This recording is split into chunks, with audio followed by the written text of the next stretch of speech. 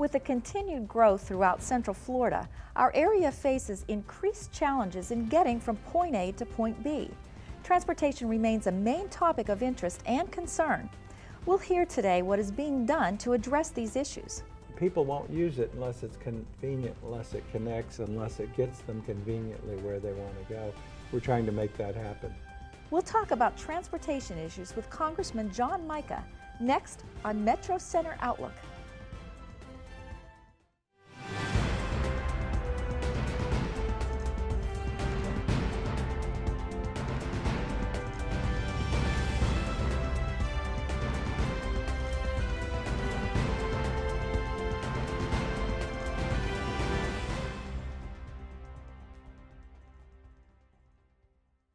Hello, I'm Diane Trees. Major improvements to Interstate 4 through downtown Orlando, Sunrail, airport expansion, all are hot-button issues right now. Central Florida has an aggressive plan to deal with all of our transportation issues. Joining us today is United States Representative John Mica. He's represented Florida's 7th District in Washington, D.C. since 1993 and is the former chairman of the House Transportation Committee.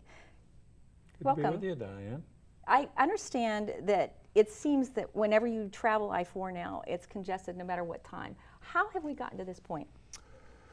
Well, Central Florida keeps growing. I think after the weather we've had this winter, we're going to see another upsurge. But people just keep moving here. It's a very attractive place to live, work, and retire. The I-4 expansion project is the largest infrastructure project in the history of Central Florida. Can you talk a little bit about the scope of the project and the time frame? Well, what we're going to do is add some lanes. In order to pay for it, those lanes will be tolled, and the money will go to pay off both the construction and then eventually the bonded indebtedness. The good news is that the free lanes, both in Central Florida and across the United States, will continue to be free under the provisions of the law that I passed. But we'll have 20 miles of roads, expanded express lanes, and start down at Kirkman and go all the way up to 434.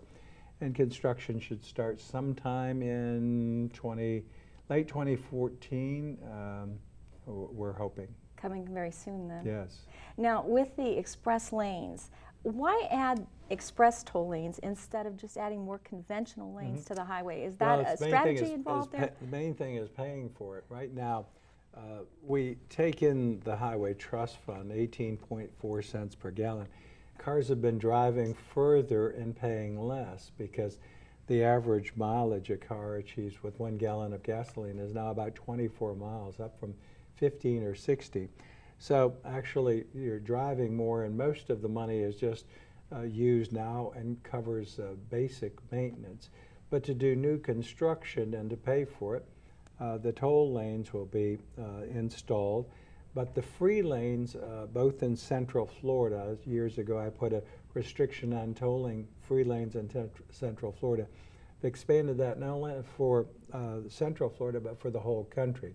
So folks can do this, but the money has two requirements. One, to go, if it's tolled, to go into new capacity, or two, to pay off the indebtedness, so eventually they can be free too.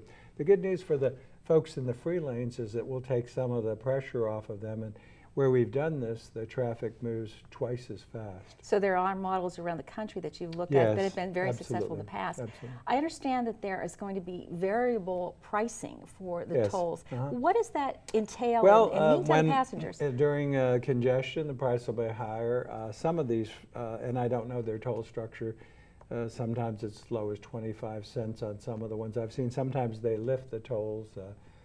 But that's up to how they price it, and congestion pricing is the new way to go. Now, let's talk a little bit about the public-private partnership that was established to fund this. Right. Can you tell us about that? Well, again, the project is $2.2 billion. $2.2 billion. If we had waited for public money to be available, it'd be at least 8 more years. So this way we can advance the project. Those who use it will pay for it. The free lanes will get the advantage of taking some of the pressure off of those lanes, and those that can pay for it and use it will pay. So the private sector is raising $1.2 billion in capital towards the project, and we'll have it sooner rather than later. So those are pretty good benefits then for all around. Very good. It does take some of the pressure off, and it's a model for the rest of the country. Since the trust fund is basically broke, again, less money coming in than we're spending, so you've got to find some way to add new capacity and pay for it responsibly. What do you think would be your advice for travelers that are going to be commuting along the highway while it's I-4 is being already like a constructed? parking lot, so I think expect an even bigger parking lot. This is going to take a number of years. It'll be at least 2020 before it's done. I think there's a 6-year construction. The good news is that Sunrail is opening this year in May, and they will have a fixed transit system. And that train will be at every station on predictable time and hopefully connected with buses or downtown Lynx limo, get to the airport, get to other places on a predictable schedule. The problem we've had even adding buses on the interstate, which are very expensive to run, only handle 50 people, one driver. This can carry 200 or 2,000 or as many as 18,000 people in an hour on that little tiny track and not disrupt anyone and get there on time. So it's perfect timing for this to come along with the Yes. construction. Now you mentioned 2020 for it to be done.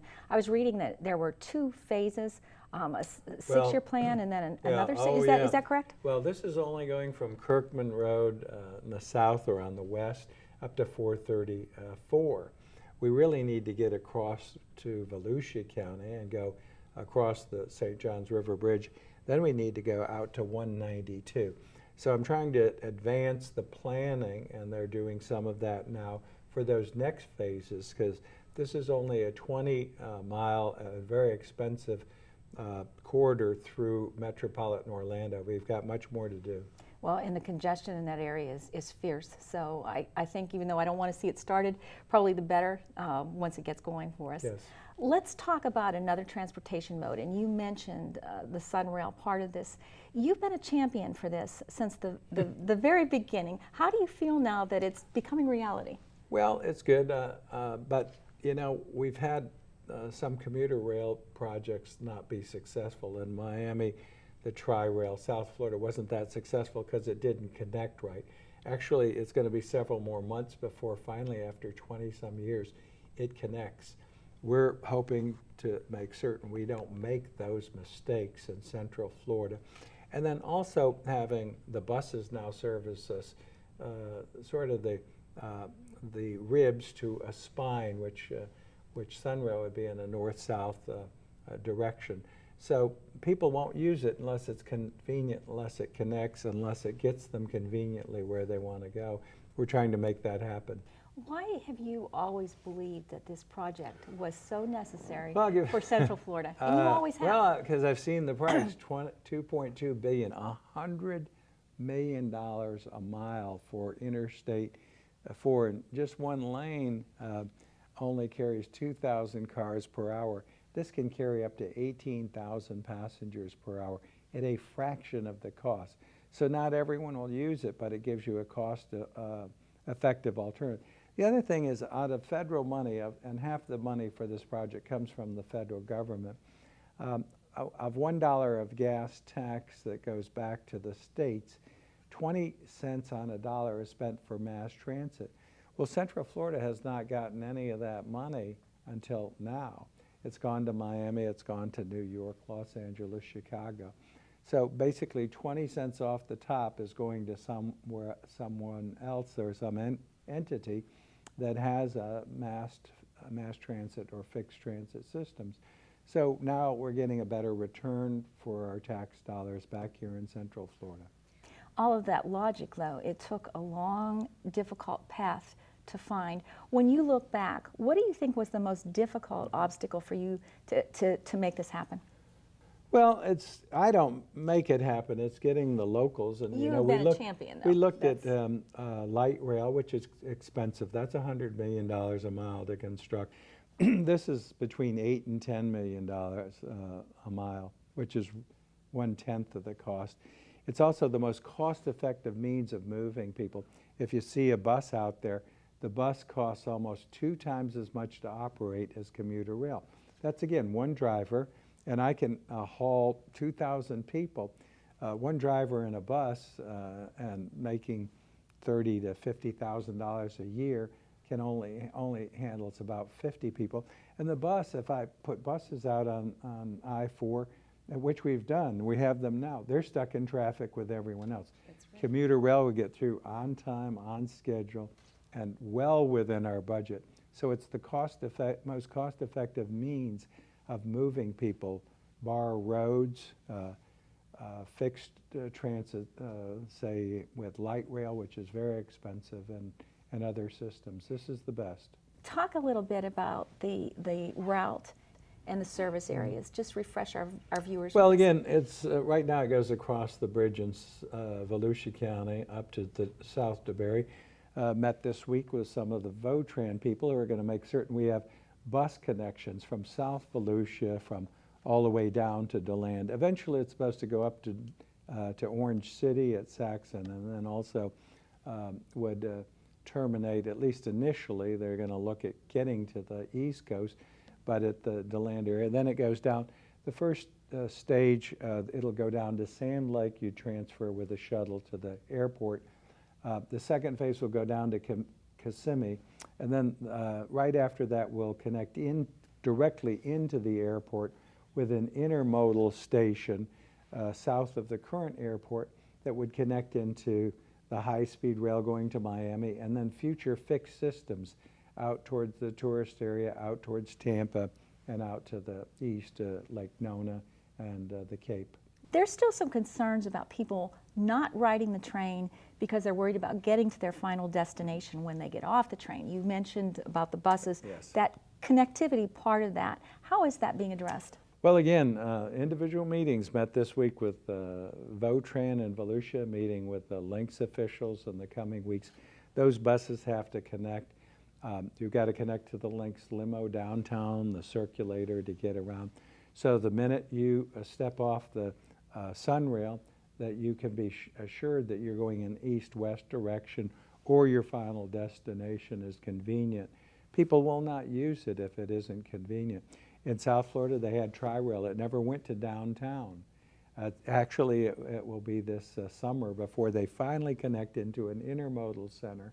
And the Metro Rail connects now finally into the intermodal center, all at the Miami International Airport. We'll be doing that very soon. I've always joked that the bad news is that we haven't done anything. The good news is we haven't messed it up. Well, that's what I was going to say. We can do it right. We can We look can do at some it of the right. keys that were... Look at the mistakes that right. were made with commuter rail. Around the country, we're doing the same thing, finally connecting these systems together like you see in Europe. So they're seamless, and people will use it if it's convenient. They will not use it. So I can only lead the horses to water, and then... There's an awful lot of coordination in this, though. Yes. A tremendous amount. Oh, you have 4 counties, and then the city of Orlando, plus the other municipalities, several different bus systems, shuttles and things of that sort to move people around. It's going to be very important.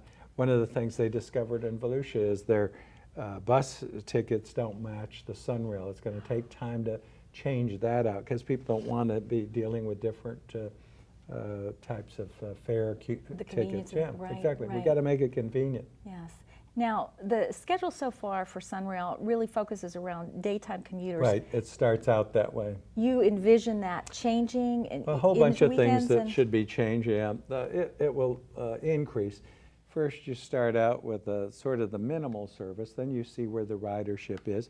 I'm sure on weekends and to special events, people won't have to worry about parking downtown.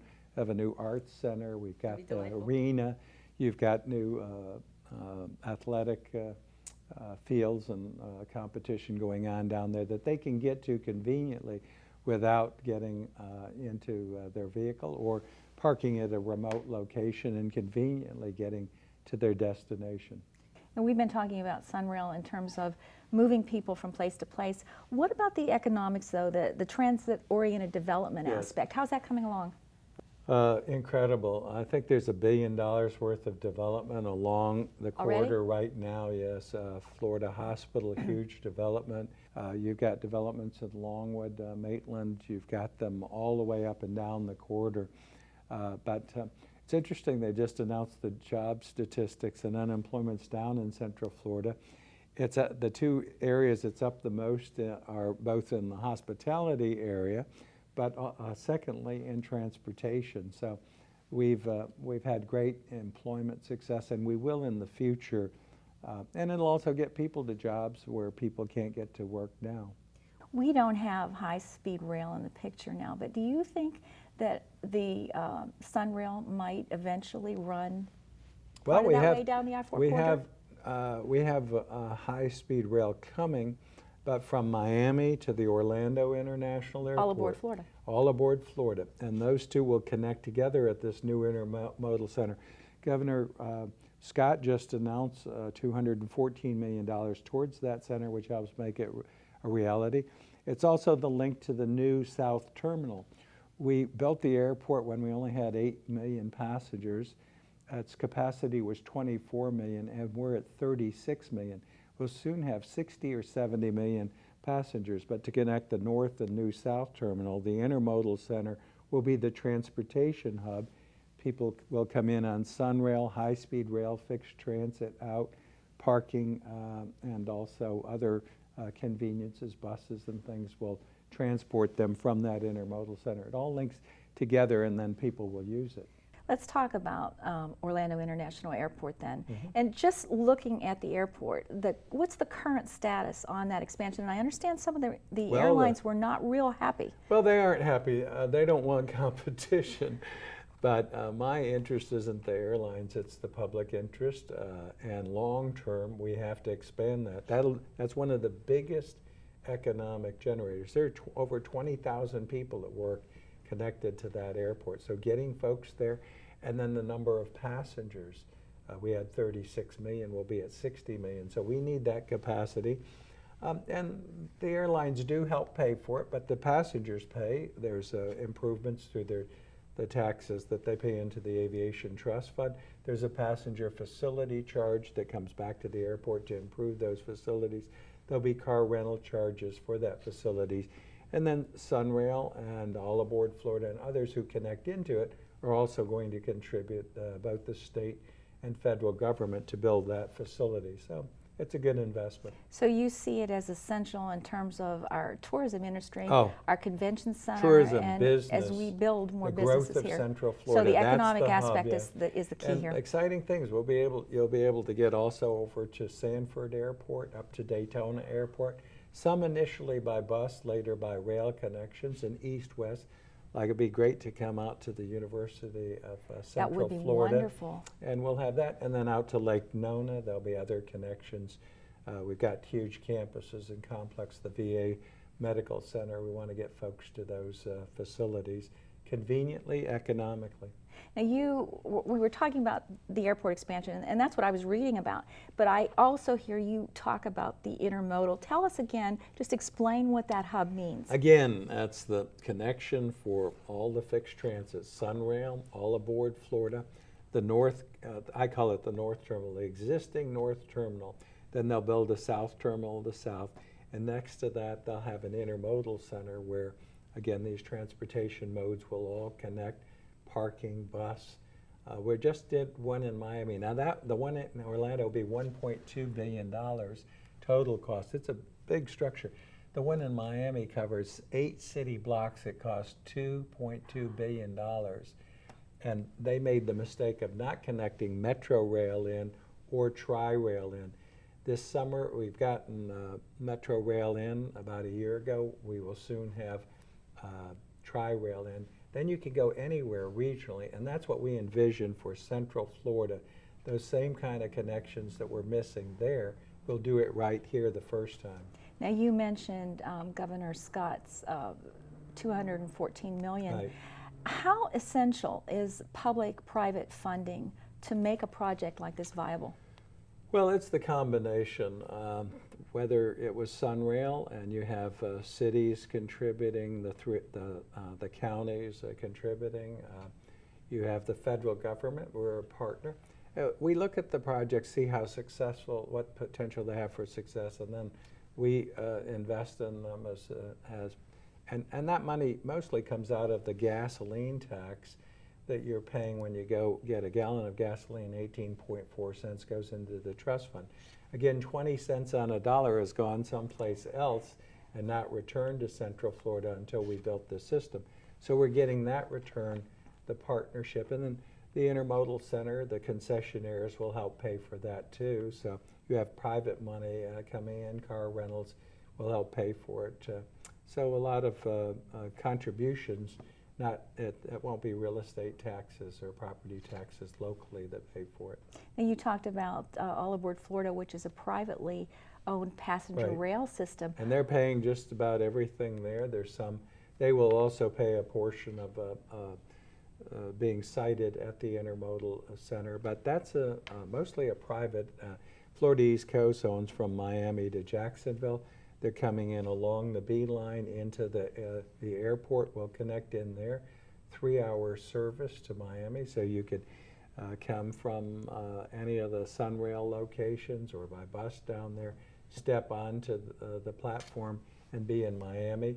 And then you can circulate around Miami now because that will all connect together for the very first time. That sounds Pretty delightful. exciting. It is. It Yeah. is. Now you mentioned Miami's intermodal hub. That has been successul, but you're saying we still have learned from a few of the but things it that they've wasn't done. successful. I mean, Tri-Rail in South Florida never connected to downtown. It would be like coming to Altamont Springs and say, hey, get off the train and find your way to Orlando. Which is the Yeah, connectivity issue we've talked exactly. about, right? And Metro Rail was built from Miami out. It never connected to Hialeah or the airport. We've finally done that in Miami. Right. Here we're doing it right the first time, and that's a big difference. And we found around the country that if you connect, then people will use it. If it's inconvenient, people will not won't. use it. So we have the potential for ridership. And again, with 36 million people landing right now, in the future, they'll be able to also take a link out to the tourist area, get those cars and buses off of the roads. They'll link also eventually to the port, and people can go from South Florida to Central Florida, increase tourism. It'll be very good. Many of our visitors, the huge number of our visitors are now European and foreign who are very accustomed to taking this kind of fixed transportation. They might help get us more in line with how we should be traveling around. Well, I think Americans will adjust, but Americans are fussy and they won't use it if it's not convenient. They are tied to their cars, but in the future, as the I-4 and these other corridors become parking lots, because there's so many people, it gives you a cost-effective alternative. Do you think that All Aboard Florida, if it's successful, might spur interest again in I high-speed think rail? it will be a model for the rest of the country to replicate, and soon we'll be able to link it to Tampa, Jacksonville, and we'll have a statewide system and a regional feeder system with commuter rail to feed into it and better utilizes our buses, which are pretty costly to run. Congressman Mica, thank you. It's a great vision. I can't wait to see it all work together. Thank Well, you so good much. to be with you, Diane. Thank you so much. That's all the time we have for our show today. Please visit wucftv.org/metro for interactive features, special content, and much more. Thanks for joining us. Until next time, I'm Diane Trees.